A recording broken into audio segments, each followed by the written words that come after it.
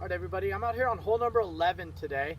I hit my drive, hit it pretty well. It was going just over the right side of the fairway bunker, and I saw it land just past the bunker on the right-hand side.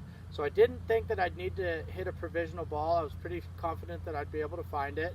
But I got up here, I've been looking for 3 minutes, and my ball is nowhere in sight. So because I didn't hit the provisional ball, I'm gonna go ahead and use local rule E-5 to take my relief. That's my option it's an option instead of stroke and distance. So in the past, I would have to go back to the tee box and re-tee from there. So because my ball is lost or out of bounds, I need to determine my first reference point, and that's going to be either where I know I lost the ball or where I think it went out of bounds at. So because of the line I saw my ball going on and because of where I saw it land, I'm assuming that my ball jumped up into the out of bounds area over here. So I'm going to determine my point where I think that ball crossed the boundary of the out of bounds, and that's going to be my first reference point. So I'm going to go ahead and put one of my markers down there and use that, and then I'll go ahead and show you how to take your full relief from there.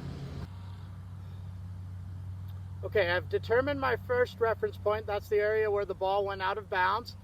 So I've marked one spot. Now I'm going from that spot to my nearest edge of the fairway, no nearer the hole. So I'm going to mark that spot. That's my second reference point.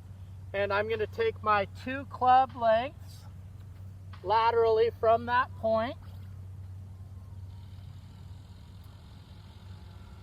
And now my option is to drop anywhere between that point and my original reference point over where the ball crossed the out of bounds.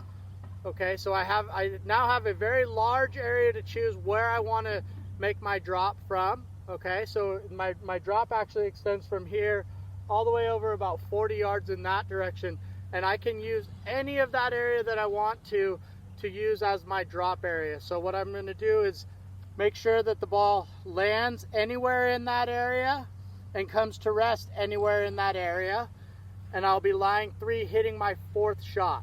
Okay, so that's your procedure for local rule E5, which we have adopted here, and that's an alternative to stroke and distance, having to go back and hit from your original spot. Make sure you're taking advantage of that. There are a lot of times where that comes into play and is more beneficial than either using a provisional ball or having to go back and taking the penalty for stroke and distance.